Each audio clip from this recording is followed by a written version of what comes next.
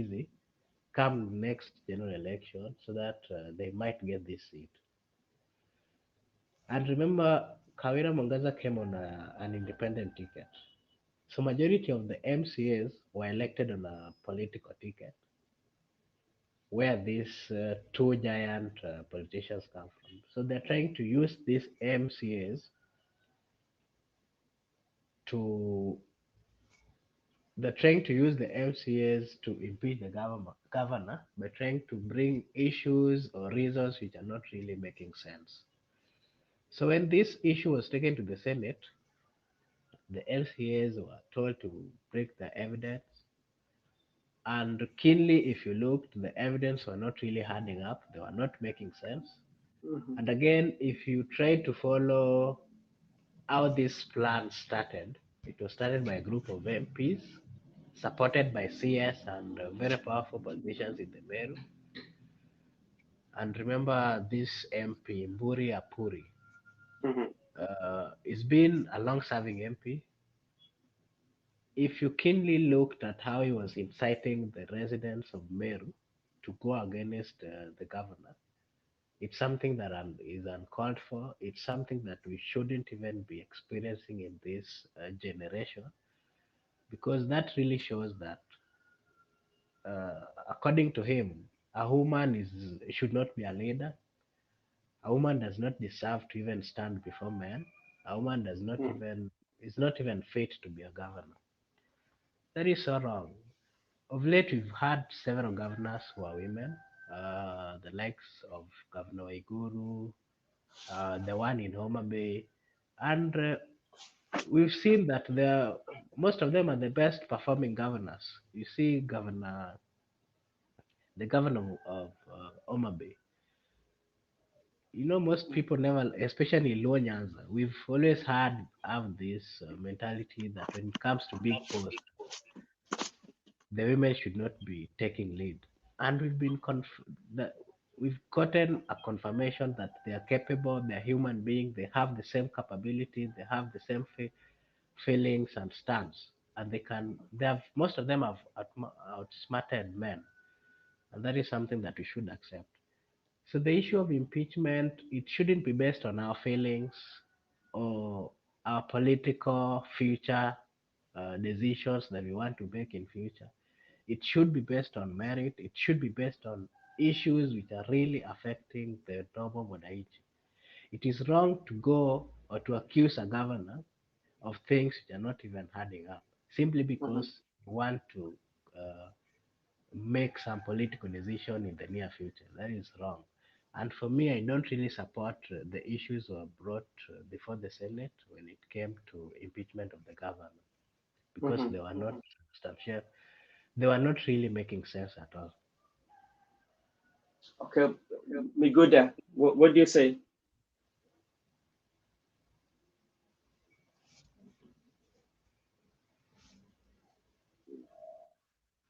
We cannot hear you.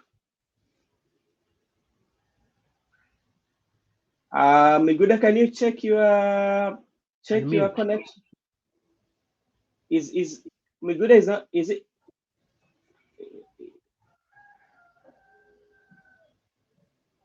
Yeah, unmute Miguda. Oh, Miguda, we've lost Miguda. The sound. Let me check. Edit mic setting. Uh,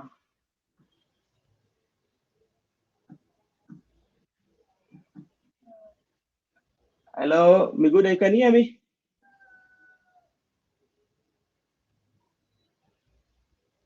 Oh, we lost Miguda. We cannot hear Miguda. So let me. I think Miguda is fixing his mic. This issue of bribery. I think it might be very true. And the reason why I'm saying it might be very true, you can remember last week in Bomet what uh, Honorable Osoro said. You know, and these are leaders that we are looking. We are saying that these are the leaders that we have, especially like Honorable Osoro. has a bigger role to play in the parliament, and he says how he he he kind of like if somebody wants to go out on an MP from Yeah, government wants to he go was out. confirming that he has the power to bribe or I to think do I'm back. things behind the scene to influence the happenings that are brought I think before I'm the back. Can house. I respond to the question? Yes, yes, you can. Okay, I was saying the impeachment of the Meru County Governor Kawira Mwangaza is very Mhm, interesting kind of impeachment. You know, I think first the county governor he doesn't enjoy the mercy of the incumbency because he was elected. She was elected on an independent ticket, and the current regime is under the UDA party. So he mhm, doesn't enjoy the benefits of the mercy of the presidency. Again, doesn't enjoy the mercy of the county legislature, the county assembly. The county legislature is composed of the members of the UDA and maybe members from the Kiraitu Murungi party. So with that lack of mercy from both houses, from the executive and from the legislature, she has a lot of problem to undergo because in terms of governance, she needs the legislature to legislate laws on the county and also the government to cooperate from the national government and the government to cooperate to bring service to the people. So she might end up not working at the end of the term, but we wish him the best. Again, where you see now, the only place where she could find uh, comfort is the Senate. On Senate, by that time, it was made up of the quasi judicial. It was like more of a court by that mhm. time. So she ran to court, and the senators now are the people who saved her. Again, the issue of money from walking from this place to the other point, I think the issue here is just the compromise which I was talking about initially. There are those people who are pro Mwangaza and those people who are anti Mwangaza. The pro Mwangaza are well known and they have come out in the media, people like CS Kuria. Also, there's that rift between the county legislation and the rift between the incumbency. And at the president, at the presidency, we found the deputy president Rigathi Gachagua, who also is also interested on that county. He want to make it a UDA zone because going forward, he want to prove to Ruto that I have brought all Mount Kenya to the table for his own bargain or for the region bargain in the power. So this issue of Mwangaza it has two divided people. There are those who are pro government and there are those who are anti the presidency. You know, Mount Kenya currently is divided. There are those who are pro Ruto and those who are there are those who are pro Ruto but they are against Gashagwa. So it is about Ruto Gashagwa. Those are aligning themselves behind Gashagwa. Those are aligning themselves behind Ruto. And Gachagua also insists that is also for Ruto. So the issue of senators being maybe bribed to make ruling in favor of Mwangaza, I don't think that was the case because from the view of the case which was brought before the Senate, for a governor to be impeached, there must be some grounds for impeachment. You can't just bring impeachment based on the political sides or bring impeachment based on the dislike or like of someone. I think there should be maybe a gross misconduct, which there was no proof for gross misconduct.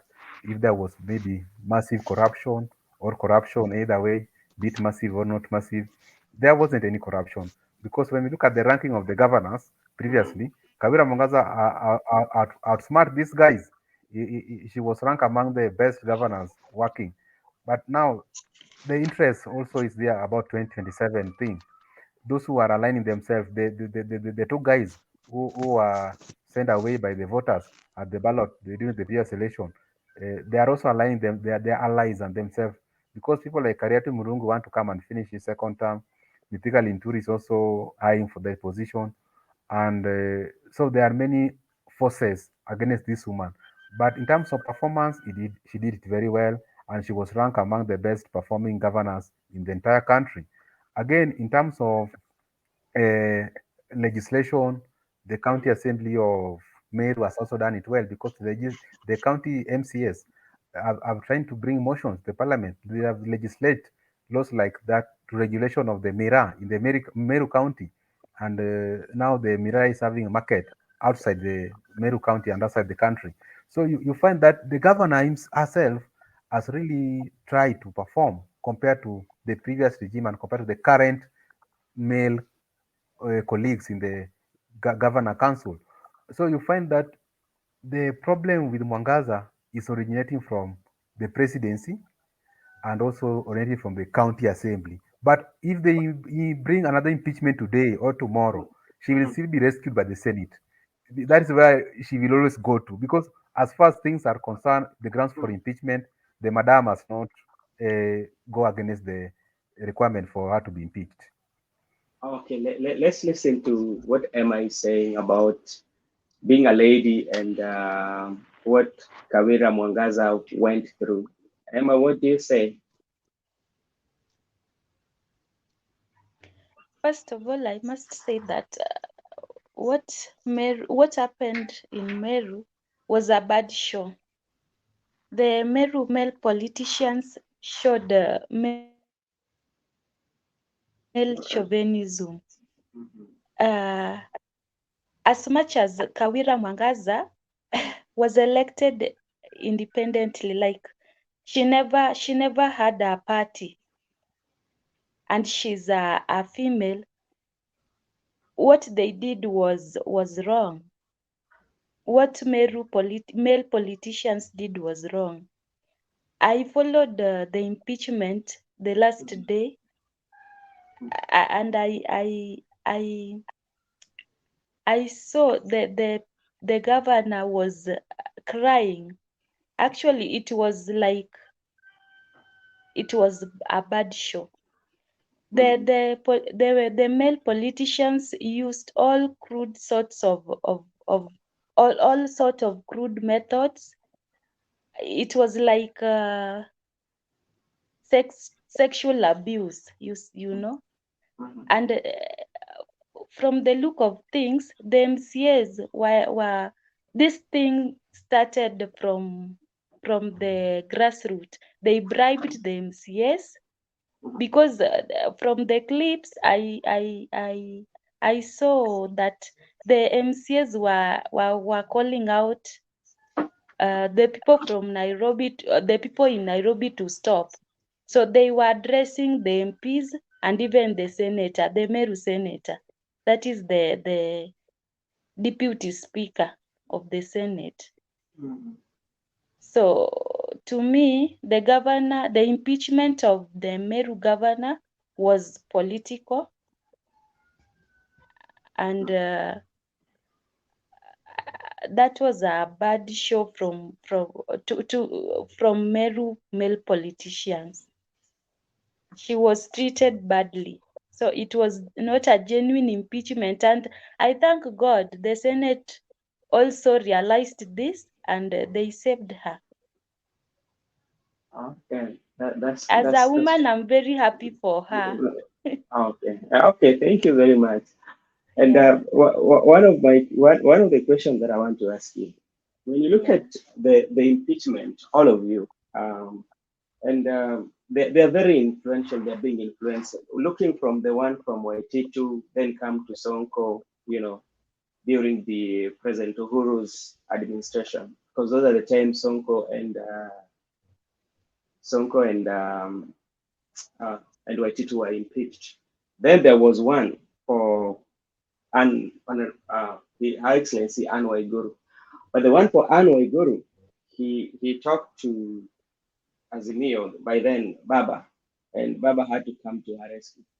But now you are being told, like this one of Kawira Mwangaza, there was money that exchanged hands. And if it is true, that is what I'm asking you. Forget about the impeachment and all that they speak about. But let us look at if the money exchange hands, whereby they're saying the money was given based on your ranking. People from the governors offered maybe from 2 million to around 2.5 to 3 million. Yet you're seeing the state of our country. But such like money can be offered, and these are leaders. Does it show that our leaders care for us? If one person, and if you look at how many senators were there, and how many ranking members. Yeah, so they hire the rank, maybe how long you've served in parliament, the committee you're holding, and that those are the things that we are looking. And you can go with the 2 million or 3 million. That is for one person. If it is true, does it shows that these leaders they care for us? That's my question. From the look of things, our leaders only care for themselves. Yeah. Bribery is everywhere. Like when we go when we go back even to parliament, what happened during the passing of 20 of the bill Finance bill of the 2023-2024. yeah, what happened is the MPs were bought. So our leaders only care for themselves. They don't care for us. Okay. I think Yeah. on my side, Yeah. the problem we have, the issue of bribe is there, and the reason why a member of parliament would be bribed, a senator or a governor or any politician, Mhm. is because the citizens of the Republic of Kenya have not been very keen when it comes to going and electing the right people. Mhm. If if you elect someone who does not know his or her own role, if you elect someone who can be swayed, if you elect someone who doesn't have a stand, then you should expect him or her to be bribed. Bribe, again, the problem that we made as a people is the members of parliament, the members of senate, the people in government employees. These people are earning a lot of money, and we allowing them to earn a lot of money at the expense of the poor people of the Republic of Kenya.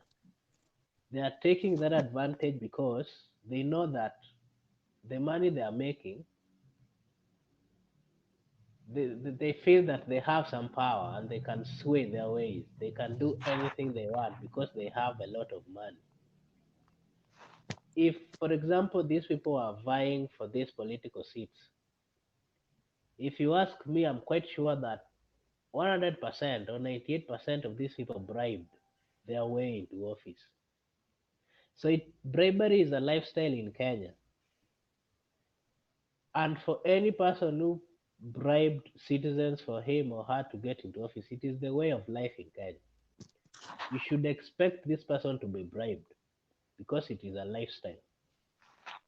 So it is upon we, the people of Kenya, to change our mentality Mhm. and to make decisions based on integrity, based on truth or something that you see, not based on how much you are given or how much you've been bribed. That is the mistake that we make as a country.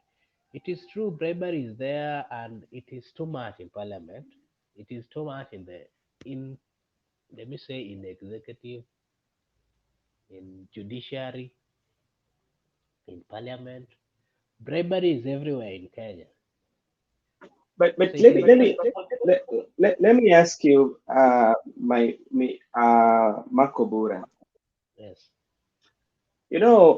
I think it's it's it's all over the country because, for instance, sometimes you might find like as a Kenyan citizen, you are going to get the services from government office, but since you don't want to be delayed, you yourself you convince yourself and say, okay, I will carry something small to aid the facilitation of my service. You know, nobody's asking you about that. So, which means this is as a society, we've made it a norm because the leaders we have is a reflection of the society. You know, because we are the people who are putting them on power. So which means we are part of that. That's what I think. I wouldn't really say we are part of it. I would say that there is a body of government that is sleeping on their work. There's a body that is not really doing their responsibility because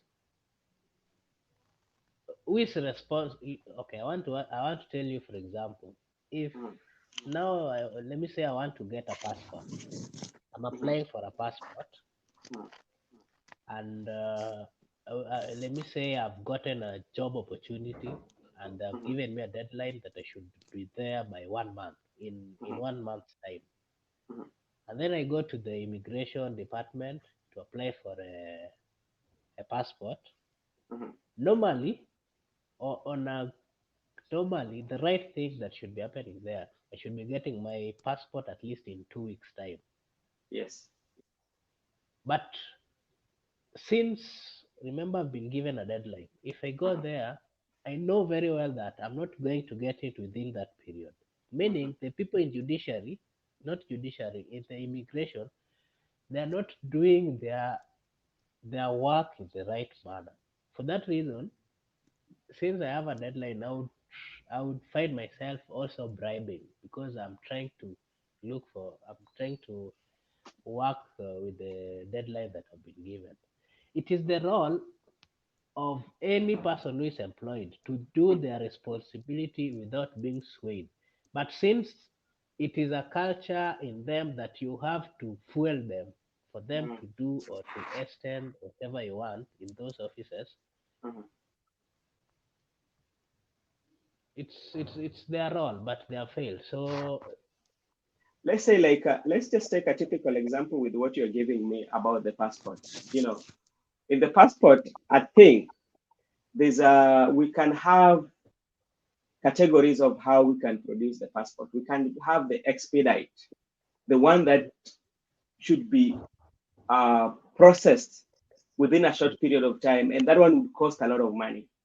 yeah, And that one can generate a lot of revenue for government because I guess there are so many people who would want their passport to come even within an hour, you know. yeah, But the issue is it it has been created and made us believe that in our society, when it comes to government services, in everything that we want, any service, not even in government, even in private, that for me to get the services immediately, that there is a way in which I have to uh, oil it.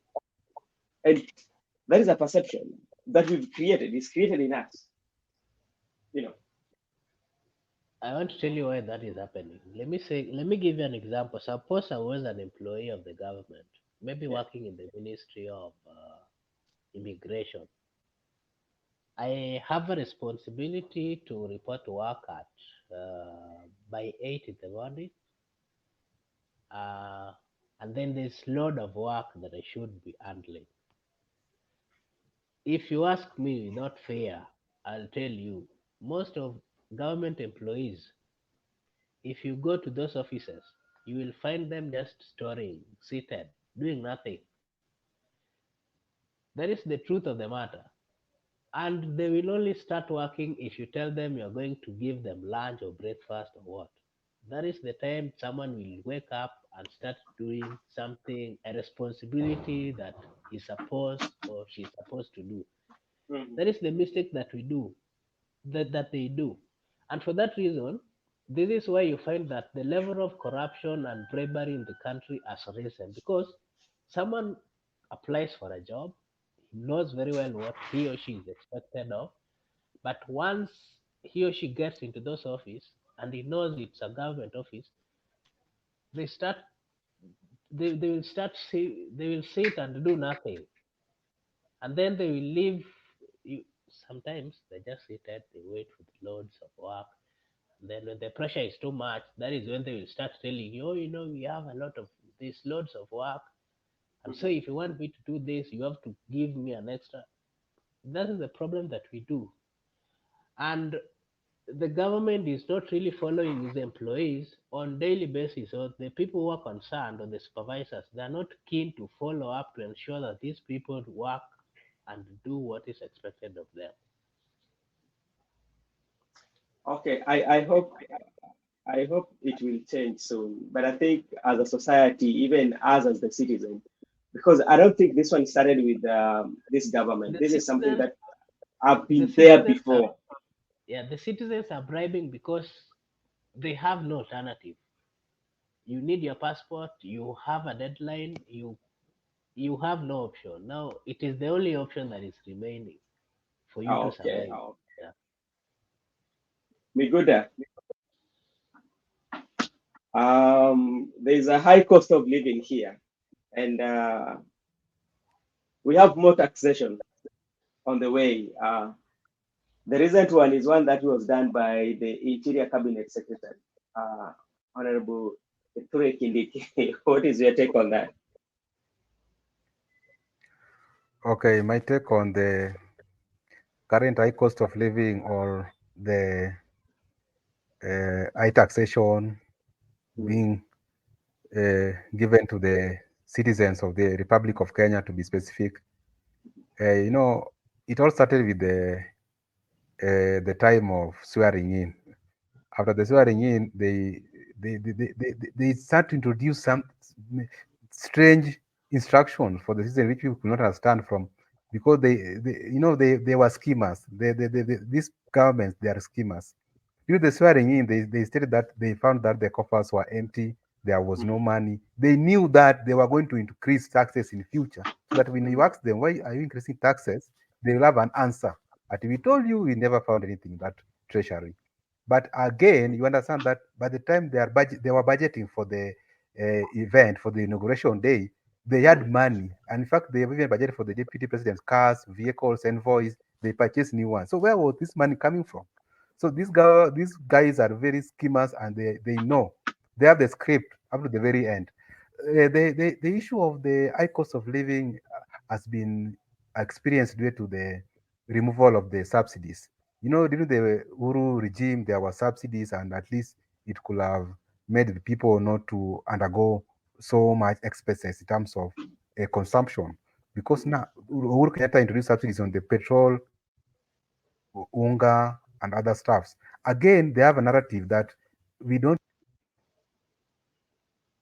Oh, we lost. Did we lose me good? Yes. Um, Marco Bura. Yes. Uh, I think we were the this. issue of high Uh, cost of living, mhm, the president has not been truthful. He has not been he's not been having a stand when it comes to increasing the taxes and such kind of thing. There is a clip, not a mhm, clip. Yeah, it's a clip.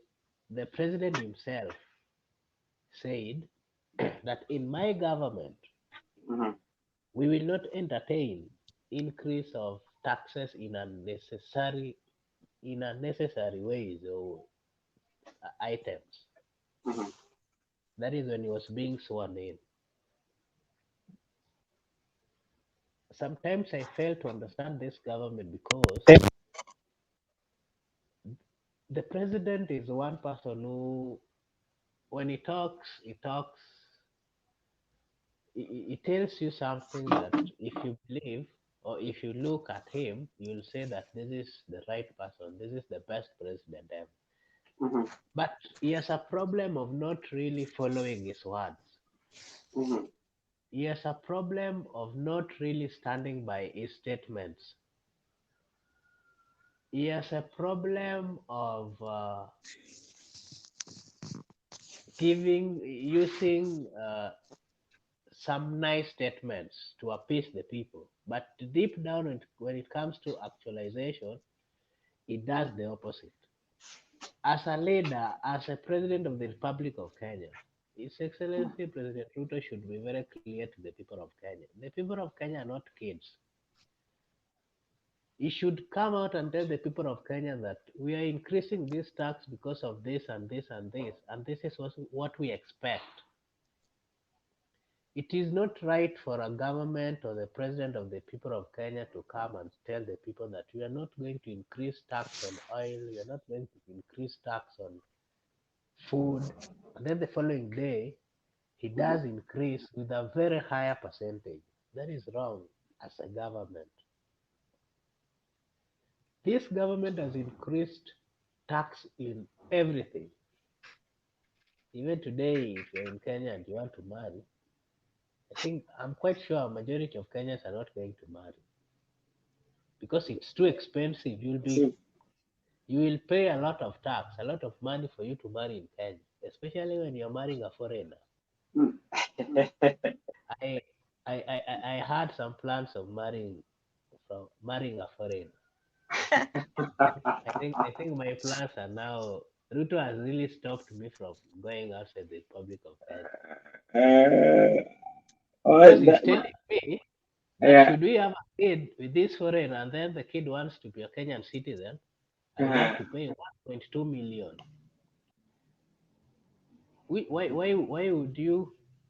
Why would you tax even the people, a citizen of the republic? Why would you Mhm, tax someone who is marrying?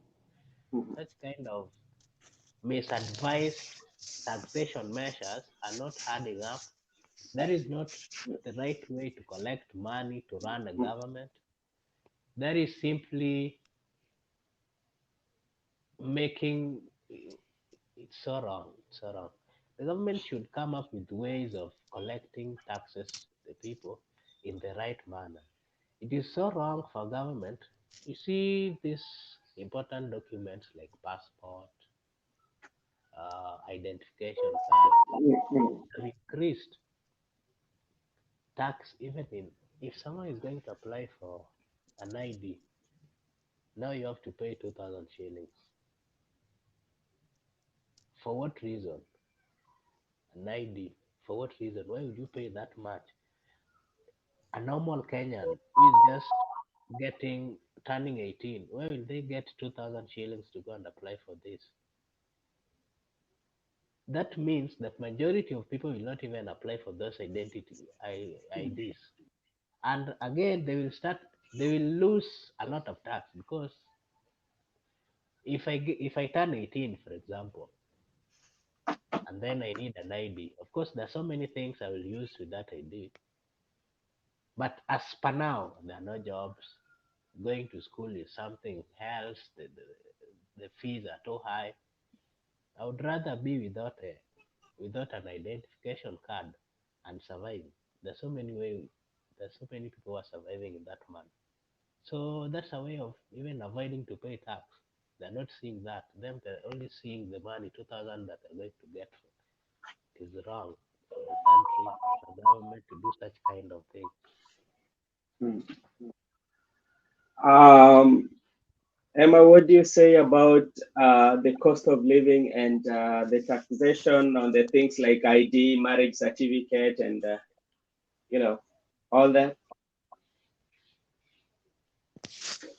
When the president took power, he said that his government will be for the hustlers.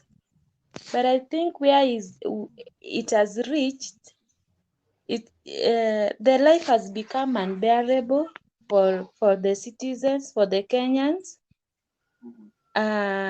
It's so sad even it's so sad that for even for the basic things like ID, you must pay. We must pay, like Kenyans must pay that much right now. So we are not, as Kenyans, we are not going to the right direction, and life will become so hard But for us. Kenyans, they will complain, and you end up paying, and life goes on. We are going for Mandamano very soon. Soon we will go for maandamano. We only need, we are waiting for maybe, I don't know, but I don't know if Baba will come back and we go to Yeah. the streets again. I will ask you a question about that. Be good. What can you say about the things that the taxation that the taxation, the new fees that were done by the interior CS?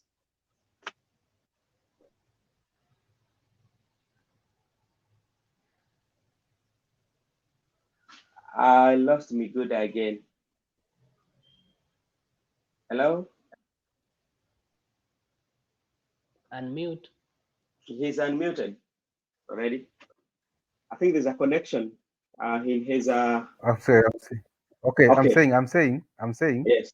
This thing so-called corruption, the previous point I was about to finish, is that it begins with the head of state, and now the cabinet secretary for internal security, Professor Kithure Kindiki, is just doing the same thing which has been happening from the head. You know, by the time they started working or they started to work for the people after swearing in, the president has been moving along in the country alone, uh, unveiling projects in the name of employment, development, but in the real sense, the movement in the country is influenced by massive corruption because they're spending a lot of money from the treasury. You can't move in the country without money.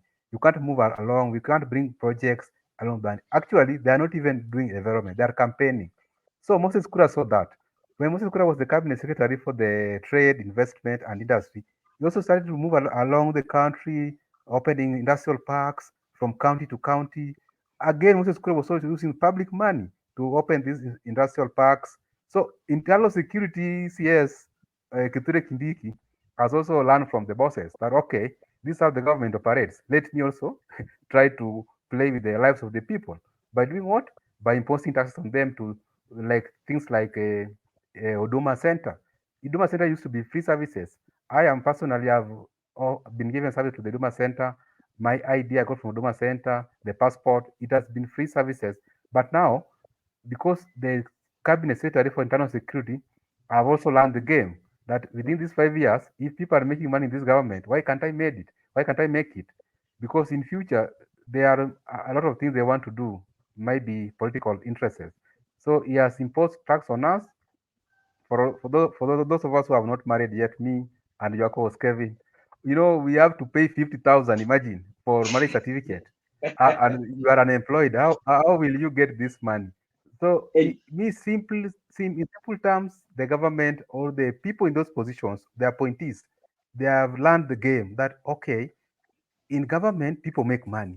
People don't work for the citizens because how do you purport that you are working for the citizens and citizens are crying each and every day? It simply means you are full of corruption. The government started from the top. The boss shows the lieutenants how to do it. They are now imitating the boss.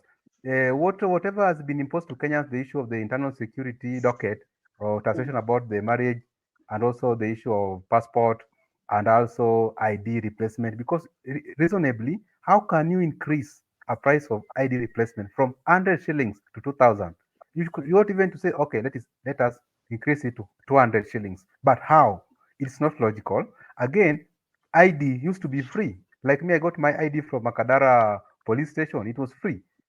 Now, if I want to get for any of my siblings' ID, I must pay 1,000. So from free to 1,000. They could have said, okay, we have some issues, maybe printing, scanning, photocopy. Let us have even 50 shillings. But 1,000, this is simple terms corruption. This government is full of corruption, and the people are leading the corruption are the people in those seats. The president himself has demonstrated the corruption. The so deputy has tried. Okay. let me ask you, Mikuda. Even if you visit these countries that are, say, like the well-developed countries, there are some services that you have this you have to pay, especially like documentation. When it comes to documentation, birth certificate, ID, passport. But I know it's not so much exaggerated like Kenya. But another thing, if this collection can be done this way and we see, let's say, like we see improvement on delivery of services, what is your take on that?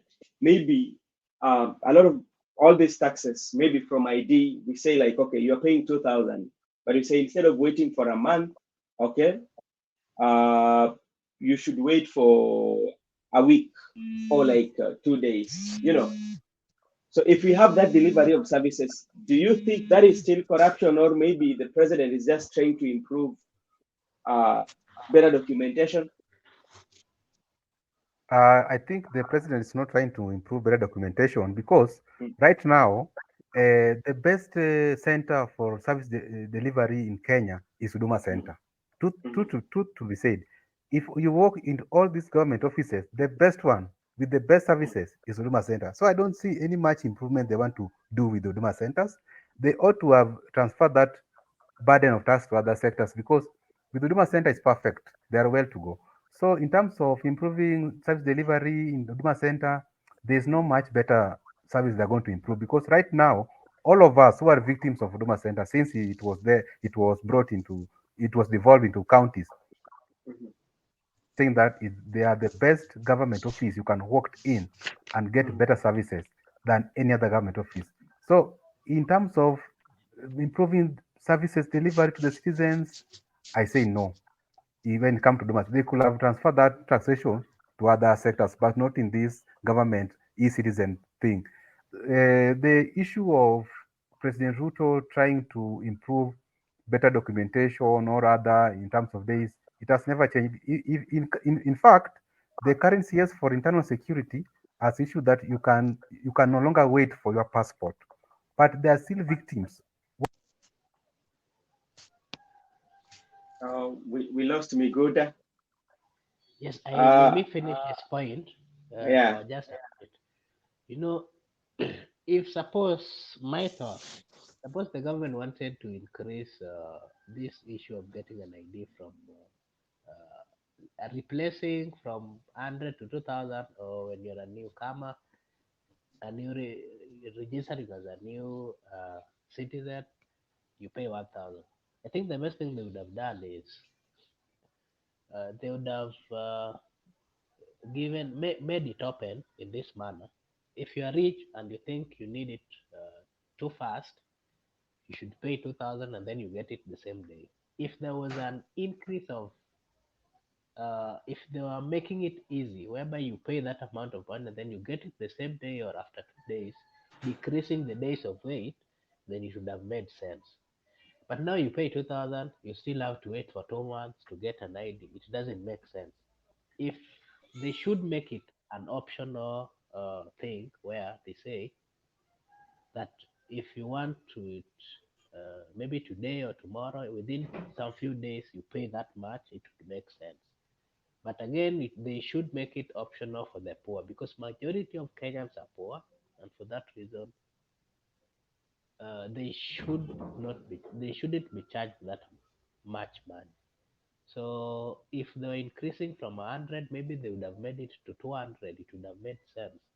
From my experience as a student, ever since I started doing mathematics, I used to learn that if you want to increase a profit, at least you shouldn't double it. Like if it's 100%, the maximum or the good percentage profit that you should be taking it shouldn't go past 200%. It should be lower than But the maybe actual percentage.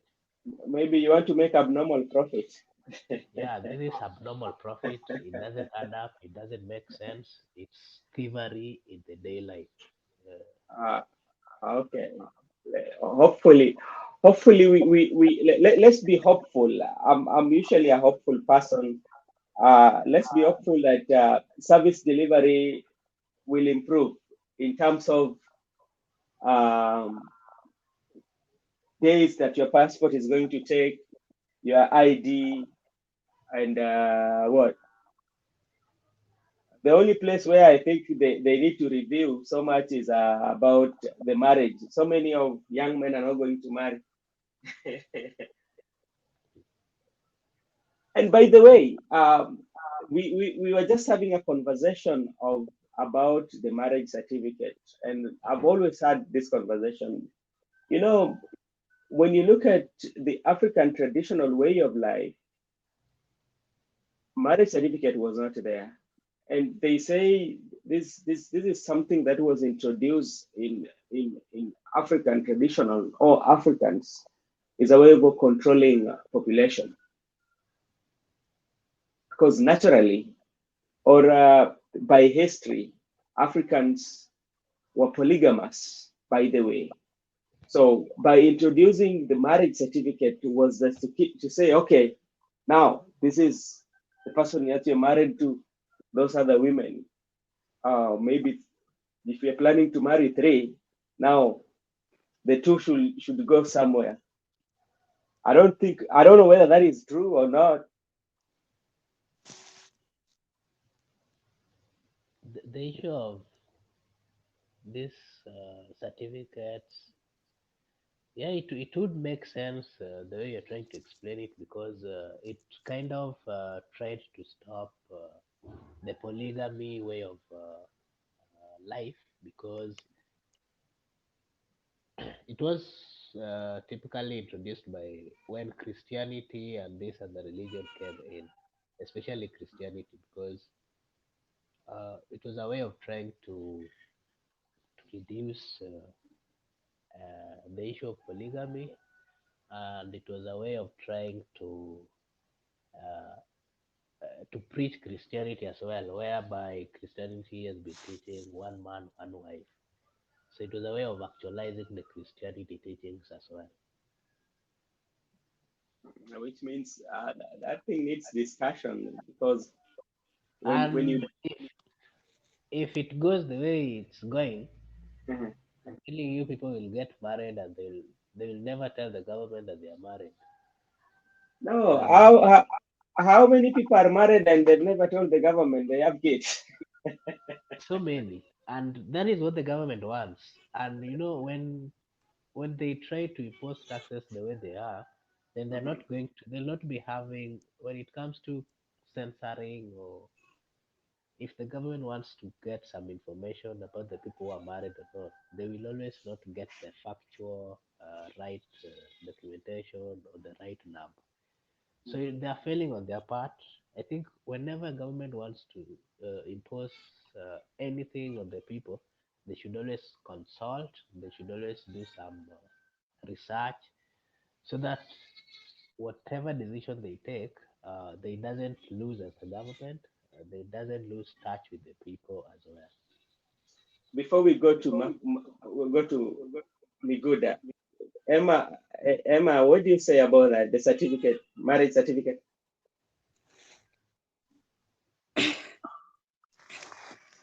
I think people should just marry.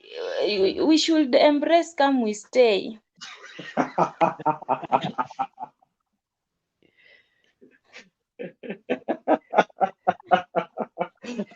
Ever, but Christianity is against that. Now when you marry, you are being taxed. What can you do? We embrace come we stay and we eat that money that we could have paid for certificate, and we live in peace. but okay, but now anyway, Miguda, what do you say? I don't want to ask questions because Okay, whatever I can say about the issue of, that one has trend, and there are people who have even made meme of it that if you have a girlfriend, you pay 2,500 per week. So there are those issues going on. So my take is just I think the CS rush about that the decision because first they were competing in time because president was going to address the nation, so they wanted it to be unveiled before the State of the Nation address. But again, they have reviewed it, I think, and also there are people in court also contesting for the same. I think they will review the charges and hopefully it will come back to like a lively, reasonable amount. But what I can say, a marriage, according to me, marriage is just a consensual agreement between two parties, adult, male and a woman. This issue of regulating marriage, I'm not for it. But anyway, we hope that it will be regulated, it will be reviewed, and we will have a better, reasonable amount. So, issue of come we stay, I don't support. Marriage should be civil, and marriage should be registered, because the issue of come we stay, as an African tradition, it doesn't. it doesn't apply in our norms. I believe in the civil marriage and marriage which is registered in the register of marriages in Kenya, because as a country we are operating under a law. So I think it will be just reviewed in a reasonable amount in the context of the court. But the issue of maybe 50K, I think it can't. It is not something manageable. No, no, because look at the current economy and also look at the people you are imposing this amount. In fact, many of my friends were saying they want to marry before December, before it comes to effective, so that they can escape the paying of that charges. But I don't believe that it will go that way. The court will just have a reasonable review about it. Okay, That's my thank take. okay, I thank have you. a question for Miguda. Miguda, you, as someone with a legal background, uh, what would you say in this case where a government makes decision without consulting the people, and then now the decision that they have made, it's in court. There's a group of people who are trying to contest against that, and again, for them, of course, the government will also they will have someone to represent them in the court. They will be using money as well. Why would they make hasten decisions which are going to be contested? And again, they use money, public money, to try rescue their thoughts, which are not well thought. Is it really okay or right? Okay, as a government of the people, they have a. I think the government of the people have a duty to provide services, and so they have a duty to impose taxes. But the problem with I think the problem with the system is that there are some principles of governance which are not being well articulated, are not being well followed. Because even in taxation, there must be representation. You can't impose tax of the people without representation. But someone waking up from where is working, imposing tax, there was no public participation, there was no representation. Tax without representation is not legal. Again, if there is an issue of contest in the court of law, for example, the issue of taxation, the government and the people, of course, the people will have their representative of the government. And the I don't think they are spending much money in court trying to find to resort out the decision by the government. The issue of the national governance and national values and principle of governance should be applied, because you see, we should have the issue of representation, because this government is as a result of the people. It is the people who have made the government to exist. So, as they are representing us, they should have the what we call public participation, the consultation to the people, which they have got with this government. They are not ready to listen. If they can't listen to opposition leader, which is the government in waiting, they can't listen to the institutions like judiciary. They can never listen to you as an ordinary citizen. So my point is just the same, that I believe and I hope that the court will come to a solution, and the court will give us a conclusion that will favor us. But the issue of decision, you can't control the government how is or how the government make decision. They have to make decision because it is their duty to make the decision on behalf of us who has put them in that office. Uh, Would you concur with me that that should be the role of the parliament, and for that reason we are right to say that the parliament have absconded. They have not really done their work as a parliament, because an issue like this, I think it's a role of the parliament to countercheck anything that government wants to actualize, because they're the representative of the people. So it is right for us to say that the parliament is sleeping on their work, and that they're not really up to task. I don't think Okay, Miguda, go on. I don't think that it is the role of the parliament to check the government alone. There is what we call separation of powers, checks and balances. They interplay. The executive has a mandate to implement and also to enforce the laws.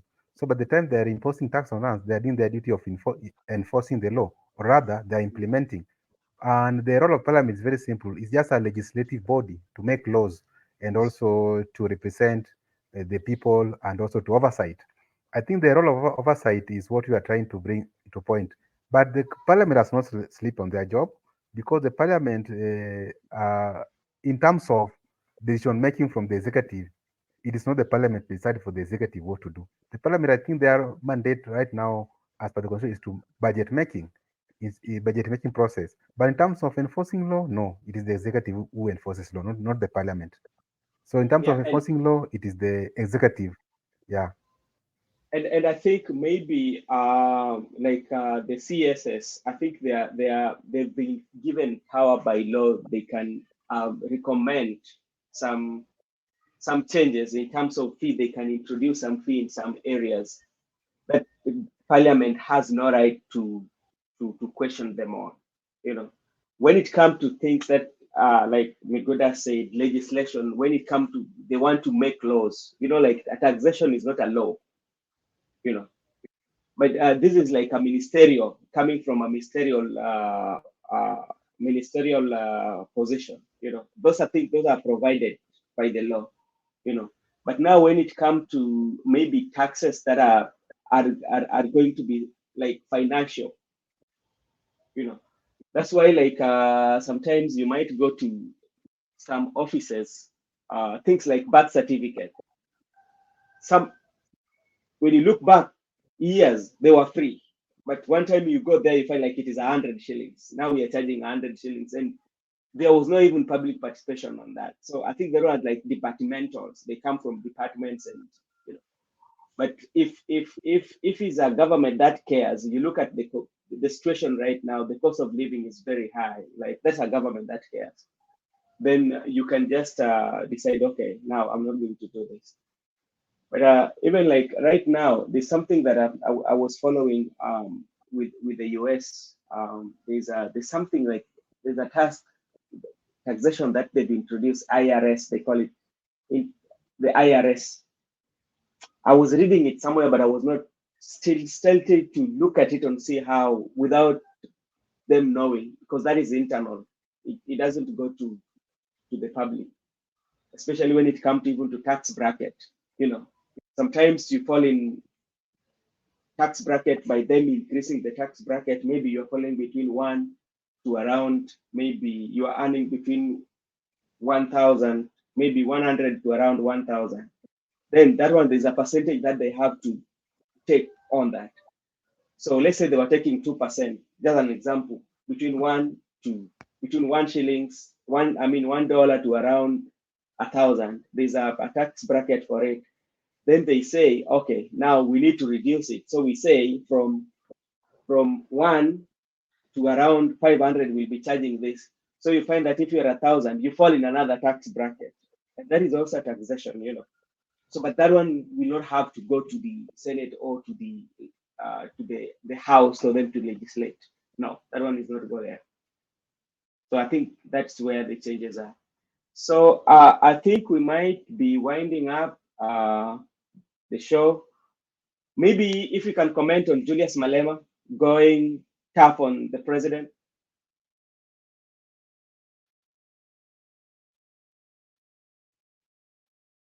Hello? Okay, let me begin by commenting on Julius Malema, then maybe Kevin can proceed, or Buramak can proceed. The opposition leader from South Africa, Julius Malema, visit to Kenya has made him win more hearts than the way he was before.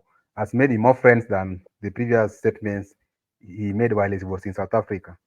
Julius Malema has had history in political commenting about the politics of this country, Kenya. So previously when he was in South Africa, he said that Baba Raila Odinga should accept the result and should also quit politics because enough is enough.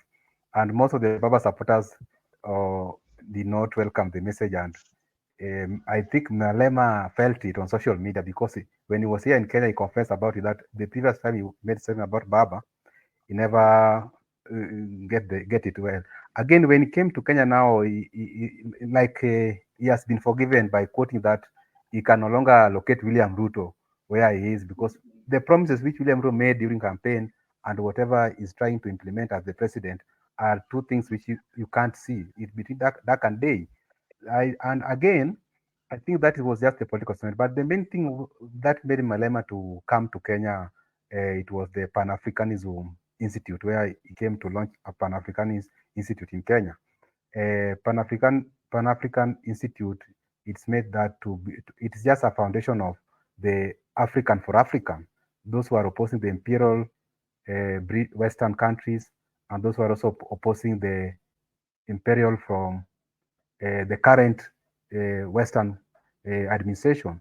So Malema came and also condemned the welcoming of King Charles III in the country, that King Charles III ought to have apologized and compensated the victims of the Mau Mau rebellion in Kenya. Unlike William Ruto, who welcomed the king, and the king only made a statement that he sorrow and there was no action.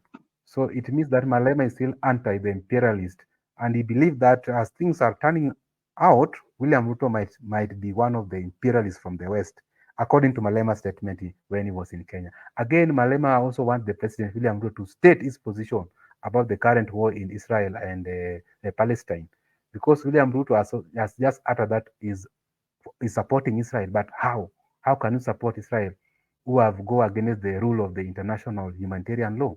Because the rules of the international humanitarian law are very clear that in war, you don't have to kill children. In war, you don't have the mandate to kill someone who has escaped and go and hide in the refugee camp. In war, someone who is in hospital is not allowed to be killed. You should not bomb an hospital. So the Israelites are in war, but they are operating outside the law, the international humanitarian law, unlike the Russia. In Russia, the Putin has not killed any child as far as that was concerned. Putin has not attacked any refugee camp. Putin has not attacked any hospital. So Malema wanted the position of African leaders against the war of Israel versus Palestine, because he doesn't want a situation whereby in Africa, for example, the current war in Congo, DRC, all the world is silent. People are quiet because Africans are killing each other. They can't comment about it. But now when the Westerns are killing each other, they want the Africans' position about the war. So Malem is just trying to enlighten us that from the time we got independence to now, we are not fully independent. There's still Western power influencing our political decisions and our political progress. So I think his visit to Kenya was very important and very impactful in African politics and in African position against the imperial regime. I think Malema's visit to Kenya was based on two issues. It was against the statement made by King in Kenya, because Kenya is in Africa, being one of the Commonwealth countries, that the King has visited first since he got into the office. So Malema was just responding to the King utterances, and also was responding to the current situation of war in Israel versus Pakistan. Okay, Mikuda, I know you have a background in law, and the kind of we have constitutional democracy. Yeah, that is what we have in Kenya, because we are governed by constitution. Do you think the constitution democracy that we have is a true constitution, is a true democracy, or it's a rigged democracy? Because when Kenya got independence, yeah, even like Kenya got independent, did we make our own laws that we say that reflects our culture as Kenyans? Because when we did not, which means we were still being colonized indirectly. When we got new constitution, when you look at the Kenyan constitution right now, is a duplicate, or it is similar to most of the Western constitution. Yeah. So how do we say that we are independent, yet we have similarity in this constitution? Okay, right. Uh,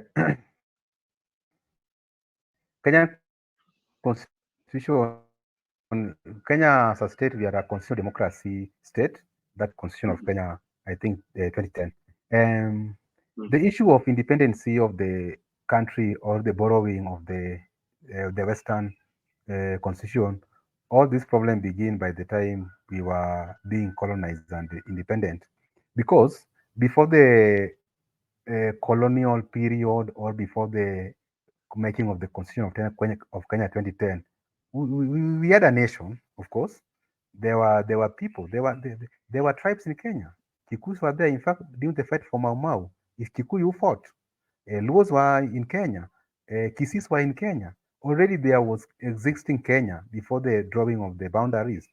So the problem came in with two major issues. I can start say the historical background of the problem that made us to end up having a hybrid constitution, because our constitution is more of hybrid. It's more of the United States of America.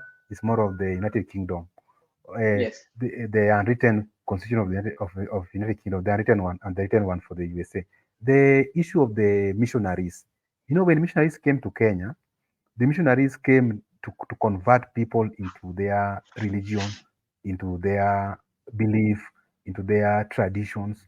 And also, by the time they were converting Africans, most of Kenya, into their belief and traditions, most of us lost their culture and their practices. Because when you are a Christian, there's how they brought the narrative that the Christian now they should be, for instance, like the Seventh Day Adventists, you have to be a monogama, but they were polygamous by that time, you see.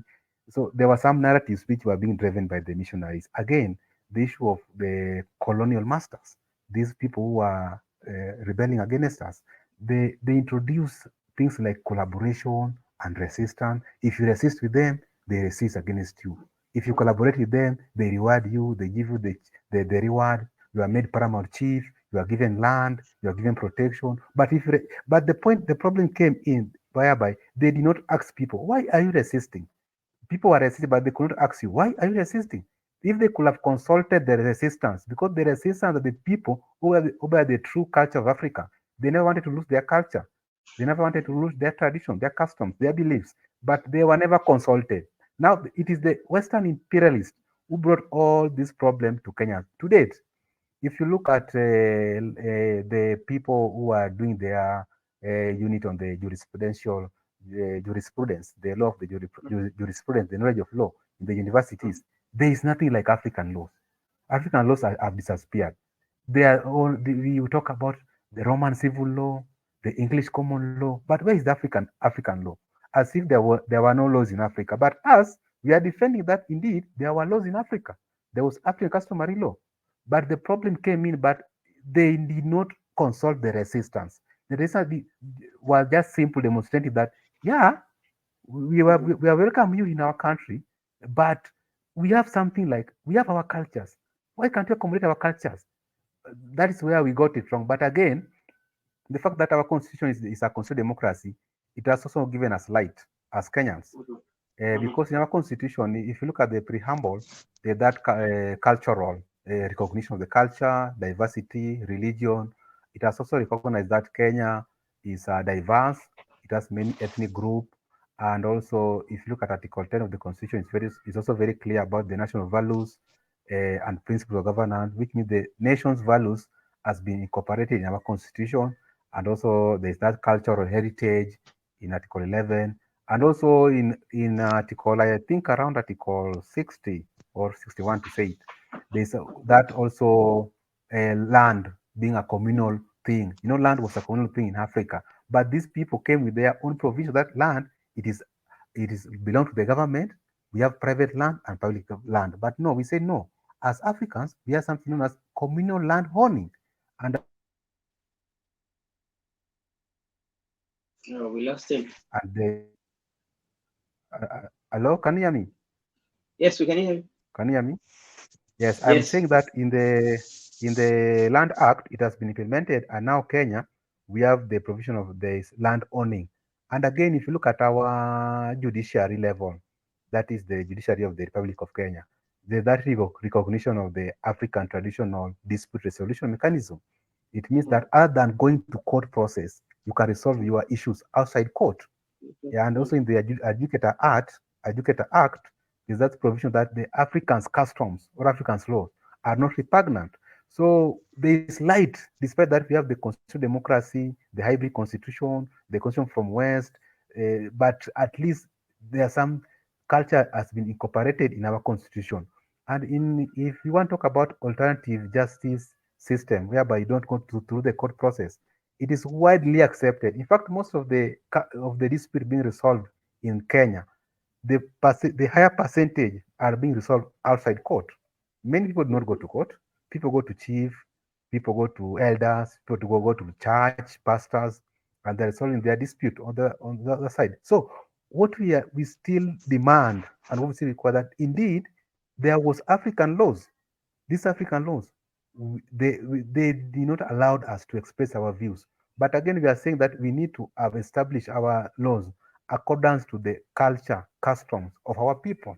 Because the issue, like now, the problem we have with our presidential system or the election at the president level, when we have a certain region giving out the president, for example, the Rift Valley as the president and the Central as the deputy president, and we are 45 tribes plus.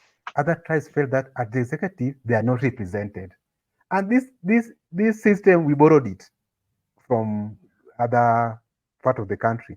Indeed, if you could have Yes. our system that as Kenyans we have our system that we are diverse, and we are not only diverse that in terms of region but in terms of population. The people from Nyanza are many, Westerns are many, even the campus are many. So the fact that we are diverse in terms of numbers, we ought to have our laws that at the executive, we end up with the president, deputy, maybe two, or prime minister, opposition, with officers, so that at the end of the day, we don't have violence at the end of the election. So the problem was brought to us by the Western imperialists and Western colonial masters who did not allow Africans to express their views. That's why we say that indeed there were Africans' laws. And the fact that we are operating under the